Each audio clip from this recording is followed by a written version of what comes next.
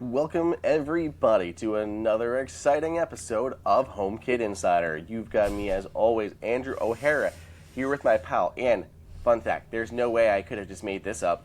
The secret third character from Pinky and the Brain. That's right, it was Pinky, the Brain, and the Beard. What was your catchphrase again, Steven? Because he had Snarf. What was yours? It was Beard. That's all I said. That's why they called me the Beard. That's all I said. Yeah, it did not do great in test audiences. No, there's a reason it didn't. No, didn't make the pilot. Sorry, didn't make the pilot. No, but that's okay. Yep. But Pinky and the Brain. See, I was actually the voice. That was my character. I was behind the scenes. I just sung the theme song. That's all I did. Did you watch Animaniacs when you were a kid too?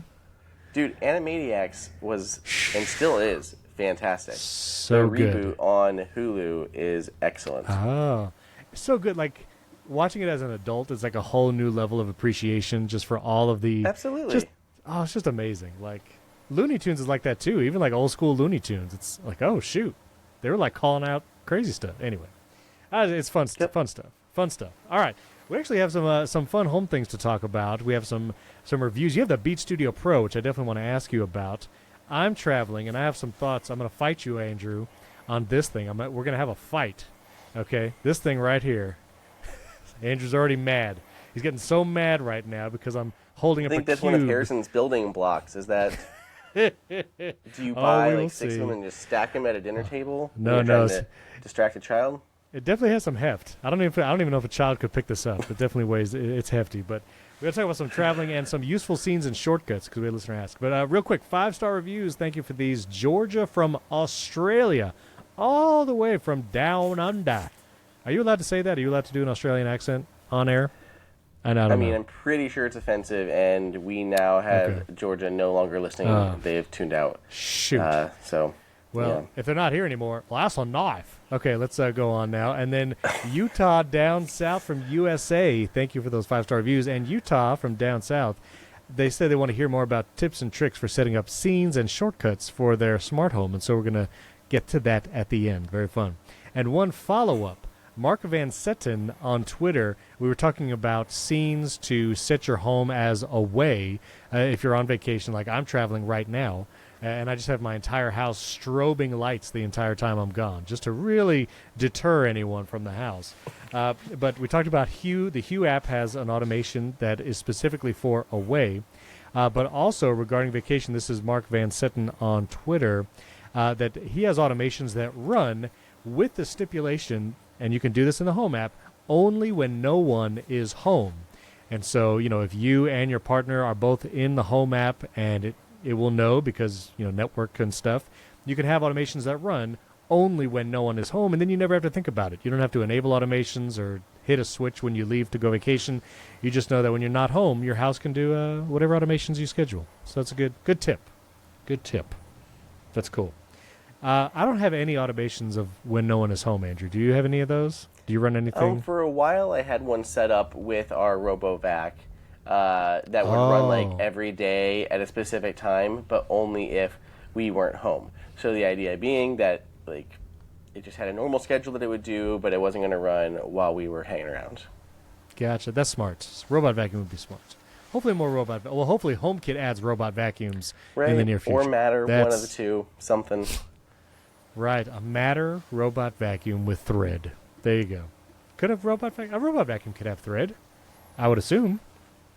Sure. I would still probably stick with Wi-Fi because I don't think there's a big benefit in Thread there, and I don't know how. One of the things that I don't know about Thread is how quick it's able to repair and adjust the network like on the fly. So as that thing is moving around the house, it's not a fixed point. It's going to have to constantly rebuild the network every time it moves 2 inches, and it's moving all around your house. So I don't know. I don't know how that would work with Thread and. But I would think Wi-Fi would still be preferable. Okay. All right. Well, let's move on. We'll go to some news. iOS 17 new betas came out. But first thing, Onvis plug. If you're on the hunt for smart plugs, you have another option. The Onvis plug with Matter is now available on Amazon. I'll put a link to that in the show notes. But more plugs. But Matter plugs. And Thread. Thread enabled. Very Matter Thread.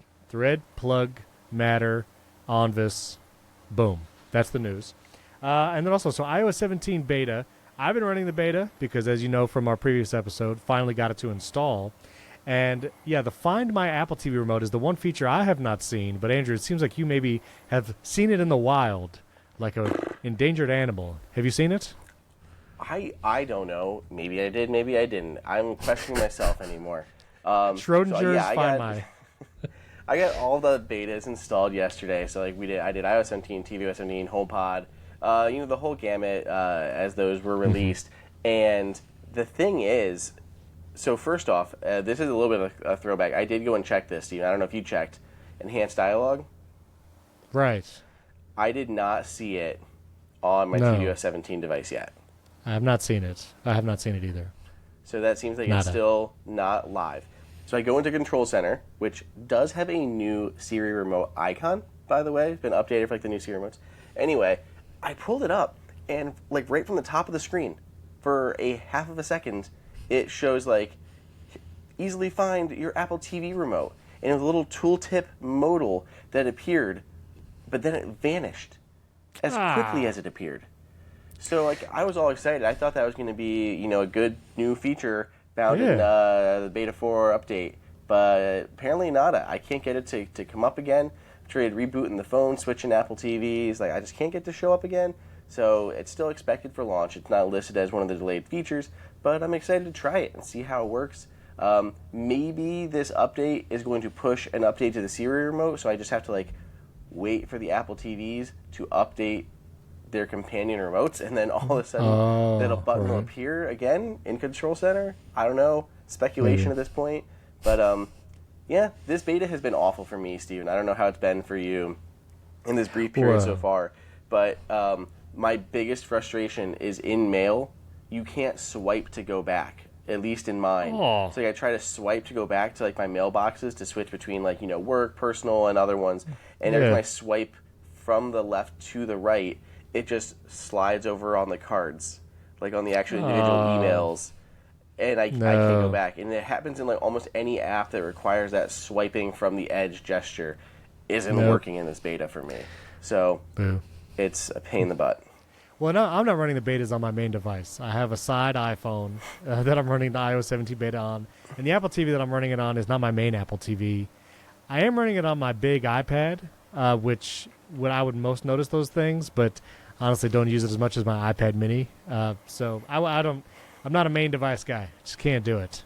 I haven't done it. So especially for what we're doing here with Apple Insider, I can't do it on a secondary device any longer. Like I mean, stuff like your messages and the machine learning and all that stuff is reliant so much on your data. And if you don't have it on your primary device, you can't test or show off almost anything.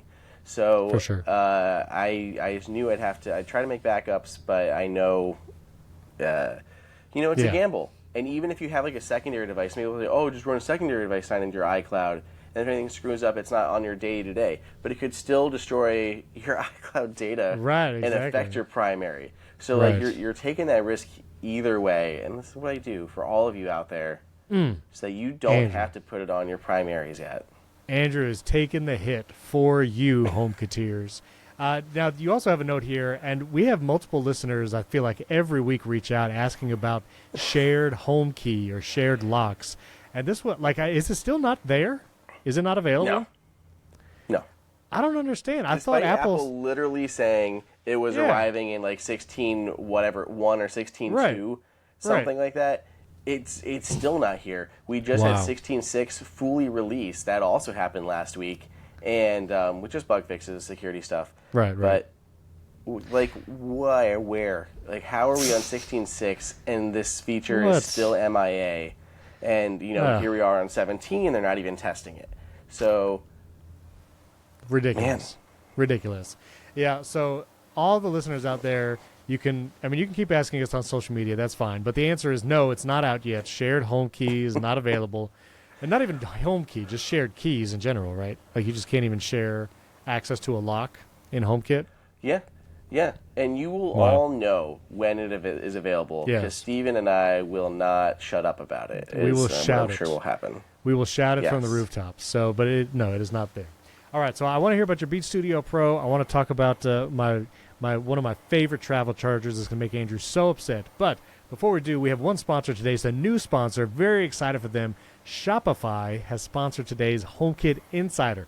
Now, a while ago, I wanted to sell some merch for a podcast, and there were other things I wanted to sell, like digital goods and even subscriptions. And Shopify makes it so easy. And if you don't have any idea where to get started selling something online, Shopify is the way to go. It can help you sell anything online. And now, Shopify is the commerce platform revolutionizing millions of businesses worldwide. Whether you're a garage entrepreneur, which I know that life, or IPO ready, Shopify is the only tool you need to start, run, and grow your business without the struggle. And it's like tech forward. If you ever go to a website and you can use Apple Pay, chances are it is a Shopify site. How's that been an experience for you? Because I know you've done that. Yeah, I don't know if you know this, Stephen, but I used to work in web dev. I used to do a lot of website creation, front-end web development, and all this kind of stuff. And yes. I've always loved it about Shopify, and you can immediately tell a Shopify site when you are shopping on it and you're checking out because it's such a streamlined checkout process.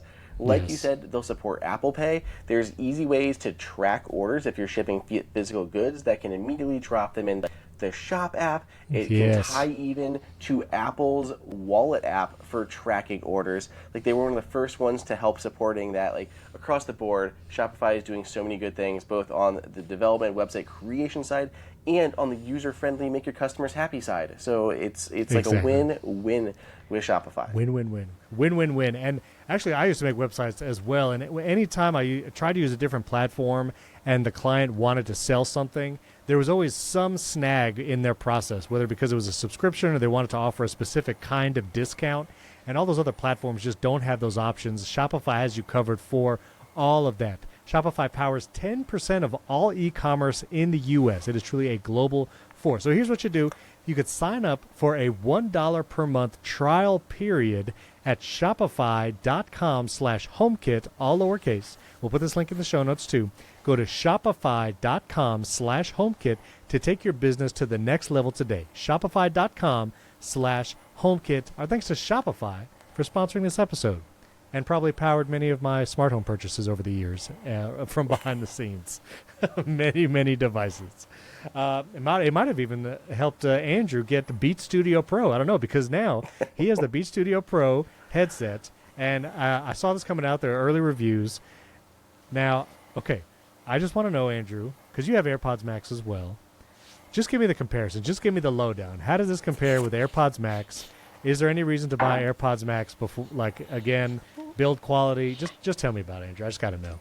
I got to know. Okay, so for anyone who happens to be in the market for like high-end premium Apple-specific headphones, these are kind of your options. And right now, there's just no way that I'm telling anyone to buy AirPods Max. No. Like, it just doesn't make sense. So these are still on Apple's like last generation chipset, like the H1 chip, Yes. I believe, in these things. So they're not even getting Apple's new features like the adaptive audio. audio. I think it's just adaptive audio mode at that. Yeah, so AirPods are getting that, like AirPods Pro are getting that. That'll automatically kind of blend your transparency modes and noise canceling to automatically adjust to where you are, to loud noises, all this kind of stuff. Not happening with AirPods Max, and it's kind of just annoying. These also don't have other features that we really expected a $500+ set of headphones to have, like support for lossless audio. And here we like are an on and off with, button. Sorry. Like a normal carrying case that's a little more protective, like it's not going to snag or something as you go. No. So here comes Beat Studio Pro. You know, out of the gate, they have a much more compact design. It gets much smaller, a little bit easier to carry. Has a nice carrying case to go along with it. Nothing super fancy, but a nice case. I like that they have just a little strap on the case so you can like clip it to your bag. So you can even just hang off the side of your bag versus stuck on the inside. You can't do that with AirPods Max. They include both USB-C and 3.5mm audio cables in the box. In the box. It's USB-C. It is USB-C, not Lightning. Right, USB-C. And when connected over USB-C, you have lossless audio support. Wow. Which is amazing. Wow. Right, and right. And they have incredible battery life. You turn off ANC and you can get like 40 hours of listening time on these things. Even with the ANC on, they're getting hours more battery life than AirPods Max. And they're $200 cheaper. So, I'm just saying, right now, it's hard to say, yeah, definitely get AirPods Max. That's a good choice. Like, I know you can get AirPods Max like cheaper now. Like, you can find them on sale pretty frequently for a good deal. But these are a great option. These, I'm sure, are going to drop, on sale at places. I think everyone just needs to kind of wait for a second-gen set of AirPods Max. I did a video of like 6 features Apple should steal from Beats Studio Pro and from its own next headphones. generation set of AirPods Max.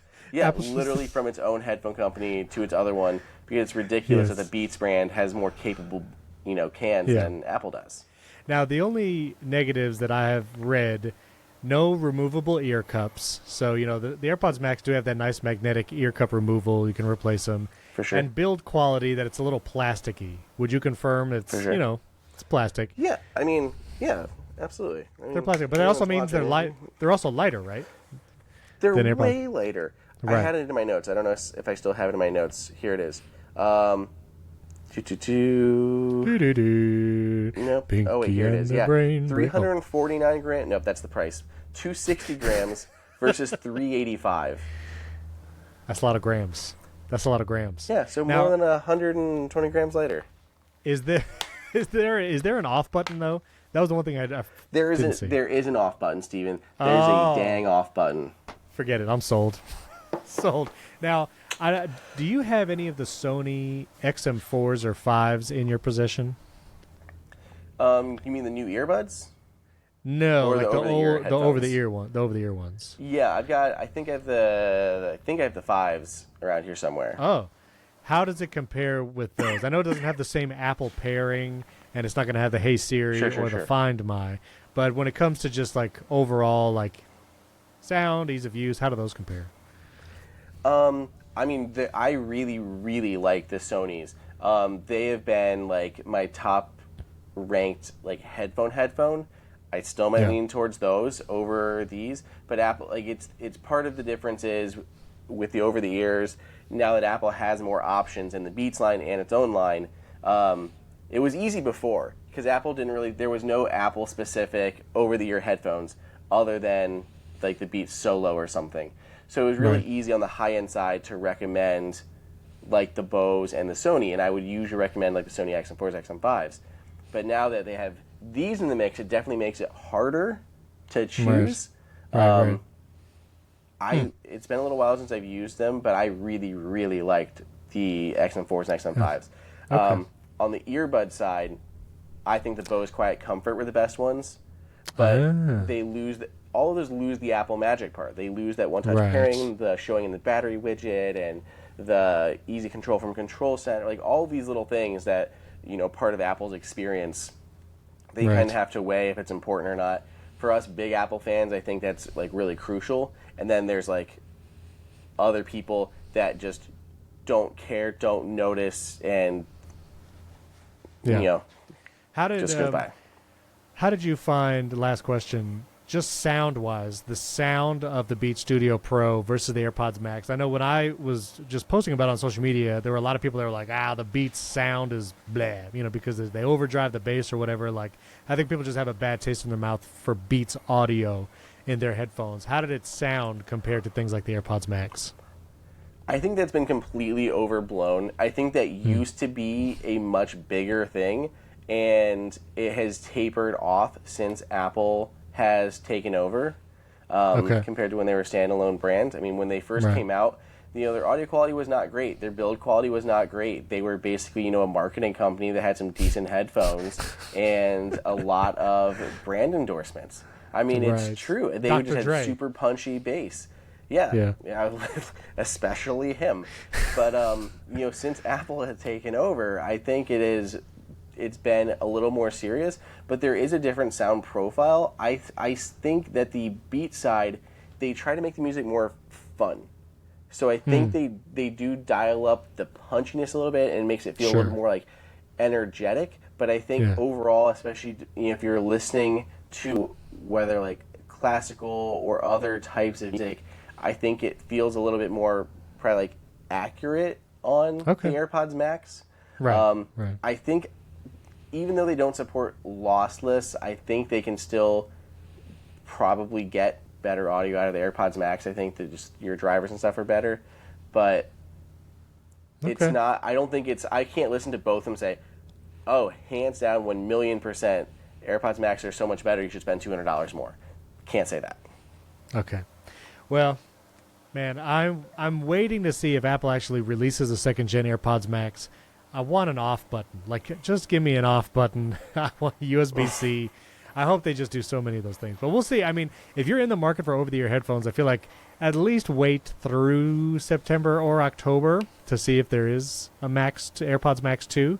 But then, come the holidays and Christmas time, then I think you can make a decision with all the devices that have launched. But these look good. So, all right. Well, I want to review something of my own that I'm so excited to review.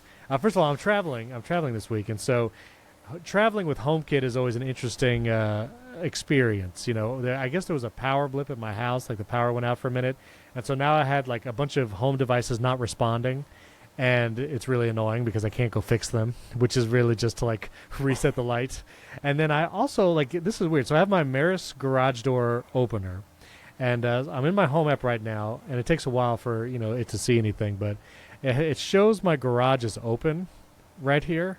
And this happens to me when I'm home sometimes too. It shows my garage is open in the home app, but this is one of the things you do as a smart home HomeKiteer.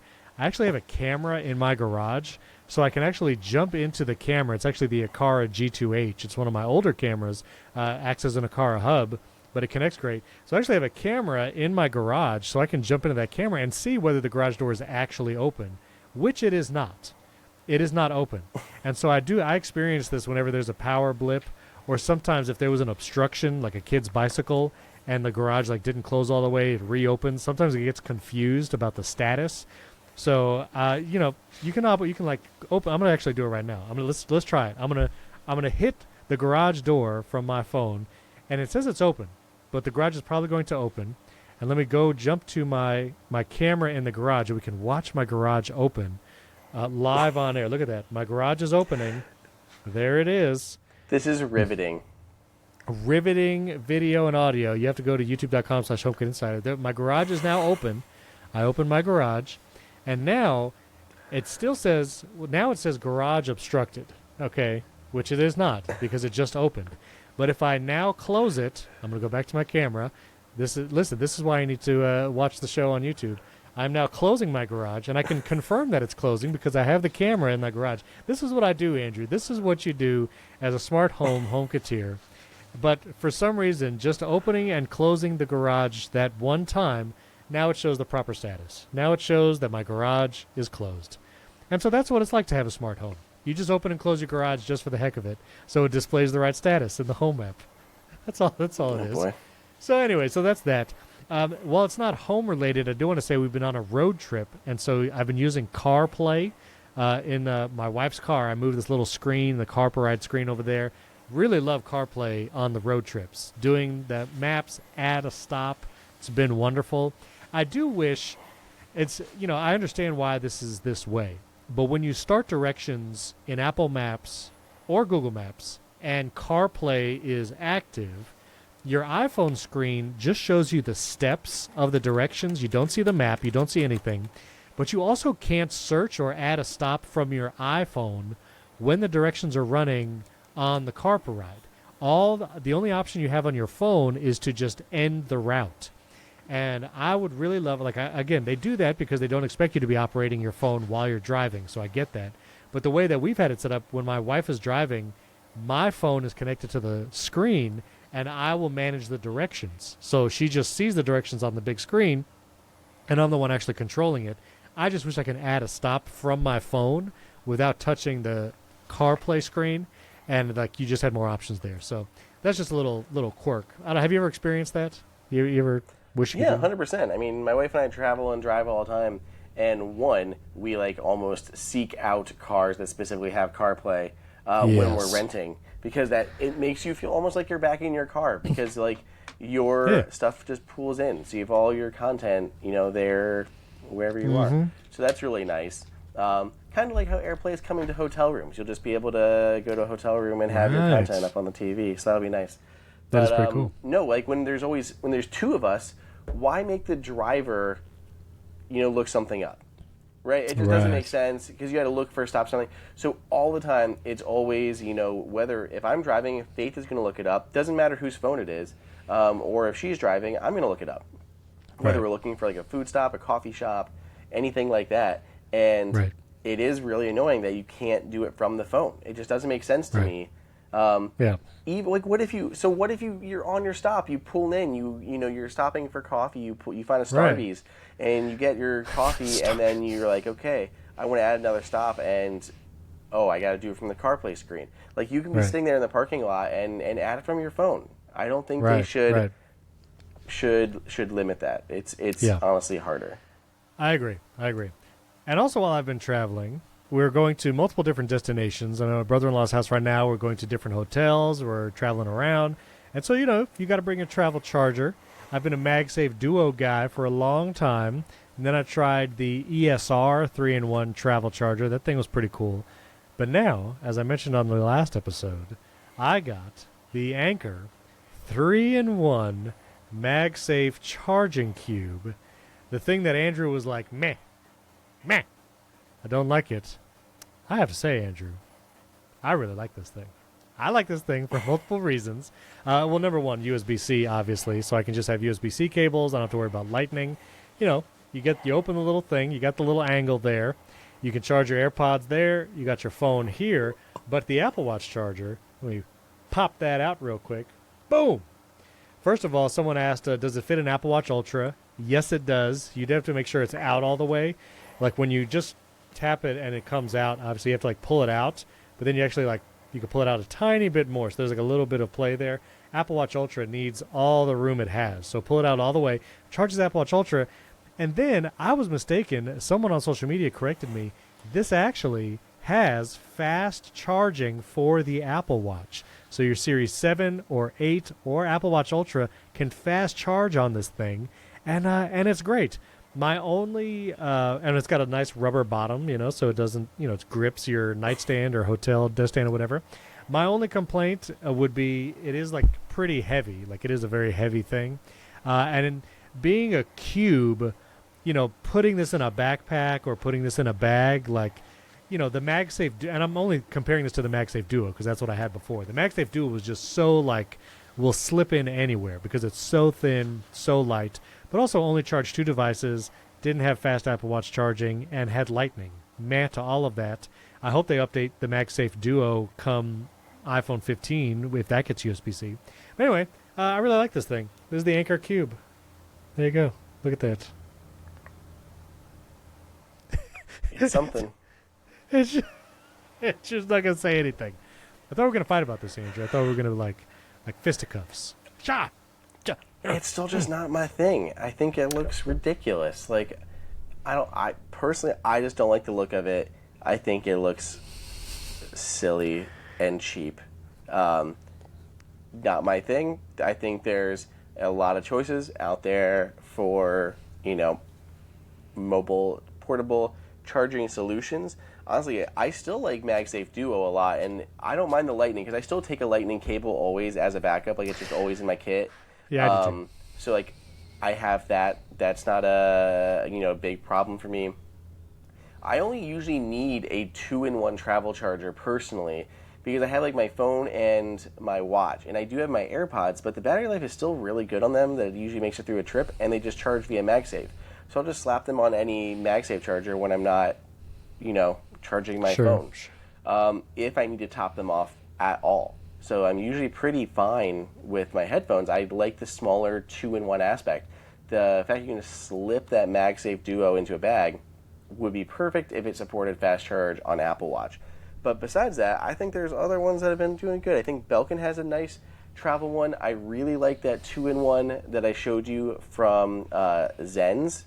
That thing is near perfect to me, and it supports, obviously you can rotate your phone on that, But it's horizontal, so it can support standby mode now. Really easy to work that way. I just sent you another one from ESR. That's a 3-in-1, but it folds completely flat into like a little slice, and it just easily fits into a pocket on your bag. So I like that one a whole lot.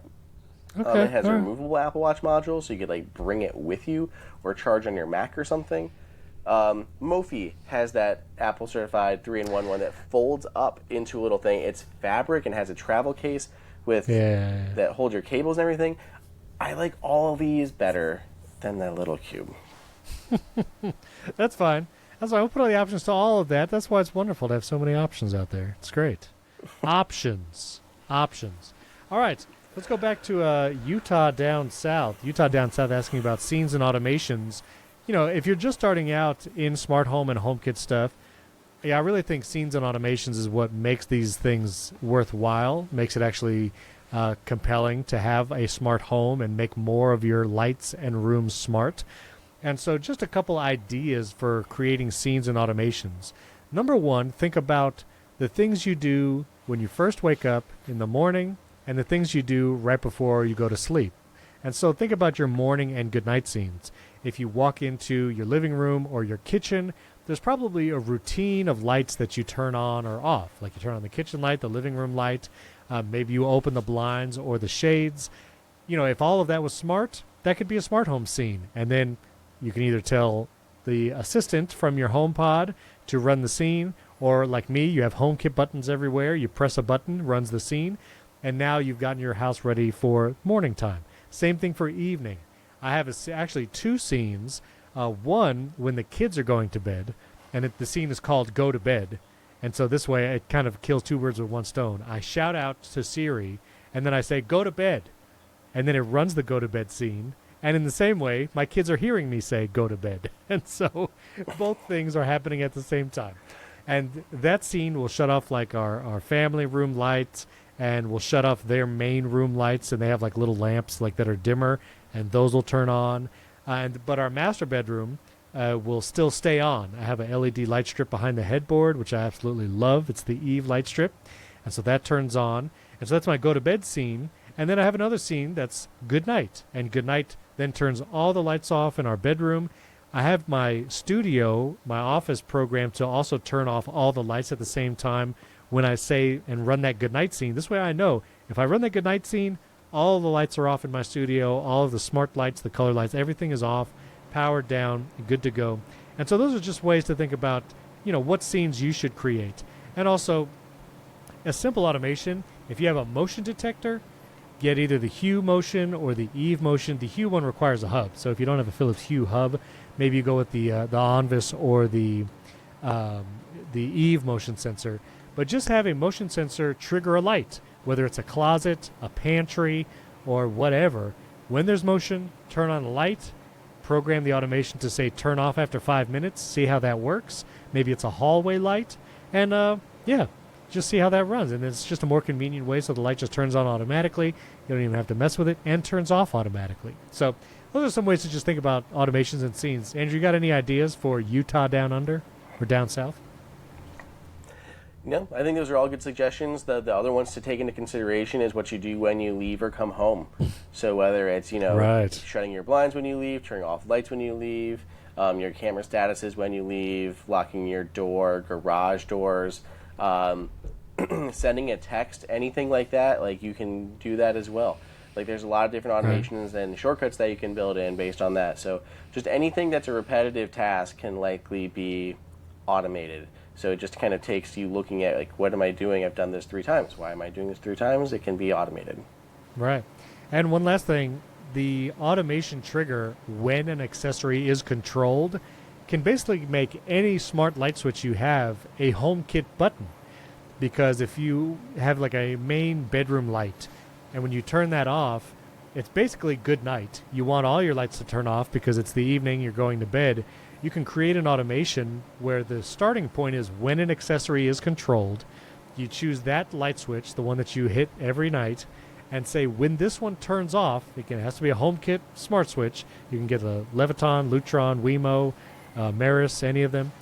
When you turn it off, you can program turn off all my other lights, turn off my bathroom lights, turn off my other living room lights. Hitting this off switch is basically running a good night scene, and then you can program that. So when an accessory is controlled, and then select all the other devices you want to control with that, and it can control all of that. So when an accessory control is another great automation trigger. And the final thing I'll say, sunset and sunrise are also great automation triggers as well. So if you have like outside lights, maybe it's a patio light or a floodlight that you would like to turn on once it hits sunset, then create that automation. Say when at sunset every day or certain days of the week, at sunset turn on my exterior floodlight or my front door patio light or whatever. So those are just some triggers on there. And so hopefully that helps you out. Listeners, let us know if you have some automations or scenes that are great for those just starting out, giving some ideas, and we'd love to hear from you on that. And then finally, a listener and viewer, David Finley, was asking about smart locks, asking specifically about Wi-Fi and smart locks. Can you remind me of the question, Andrew? What was he asking? Yeah, so David wanted to know, he was looking for a HomeKit lock that had Wi-Fi because he wanted to be able to control it remotely. And the thing is, this is a common thing. People think, oh, if it's just, Bluetooth or something like that, I'm not going to be able to control it remotely. But with HomeKit, that shouldn't matter as long as you have a home hub within reach of your smart lock. So if we're looking for specifically a Wi-Fi lock with HomeKit, you're basically SOL. There really isn't anything that I can think of, unless Steven can correct me, mainly because HomeKit has kind of ridiculous power requirements and it's constantly checking in with your devices. And Wi-Fi would just be too much of a power draw on your lock and you're going to crush it. So there is one version that does have Wi-Fi and it does have HomeKit, which is the latest generation August lock. But as we found out after release, HomeKit does not work over Wi-Fi. Only the August app works over Wi-Fi, and all of HomeKit commands are going through Bluetooth through your home hub. So HomeKit's power demands are just too much, so you're never going to find like a native HomeKit one that uses Wi-Fi. So there is August that does it that way, so technically you could go through the August app and do it. As long as you have your home hub nearby, you're absolutely fine. So you can choose really any HomeKit lock that you like. I know I still prefer the Level Lock Plus, whatever the new one is with home key support. Yeah, the U100 from Akara is pretty cool with like all of its authentication methods. I did have a thing about that, Steven. There is apparently a known issue with the Akara U100 that their support has acknowledged that it can basically lock up and you have to remove a battery to get it to work again, and they were actually recommending some customers carry around keys with them until this bug is fixed. They say it's like their top priority. They're going to fix it ASAP. It could be fixed by the time you hear this, folks. So just make sure if you have a U100 to update that thing, because they do say that it could just require a power reboot from time to time, which can only be done from the inside. So that would not be good. And I don't know if I should recommend the U100 at this point, but that's also another HomeKey one that we like. There's quite a few HomeKit locks out there that are really nice. Like there's a legit lot of locks out there that I like. But as long as you got that home hub nearby, you're golden. Very good. Well, thank you. And also for David and for all of our listeners, when you ask a question on social media or via email, our recording and publishing time for these episodes is pretty separated. So typically when we get a question, we answer it the very next time we record, but you might not hear it until like the next episode. So if you hear it, like if we reply to you and say like, we're going to talk about this on the next episode, it might not be like that next Monday. It might be like Monday after. It'll be like 10 days later. It'll be like 10 days later. So it's just the nature of the timing of this. But so have patience. But you guys always have patience. You guys are awesome because you don't like, why aren't you answering me? We have the best HomeKit listeners and viewers, so you guys are awesome. But we just want to let you know that's why there's like that long delay. But keep them coming. Send us your projects, your questions. If there's any HomeKiteers out there, HomeKiteer ladies that have questions or automations and scenes that you recommend, like that great one last week from I forget her name, but she puts the green and blue on the outside of her house, depending if it's garbage day or recycling day. I want to get her name now that I said it. Georgia says she does that outside her house. I thought that was it, but Sorry, I have Utah down under, which is not it. It's Utah down south. Down. I don't even know where I'm at, Andrew. We got to close the show. Great show. Thanks for tuning in. We'll catch you next time. Okay, bye. See you, everyone.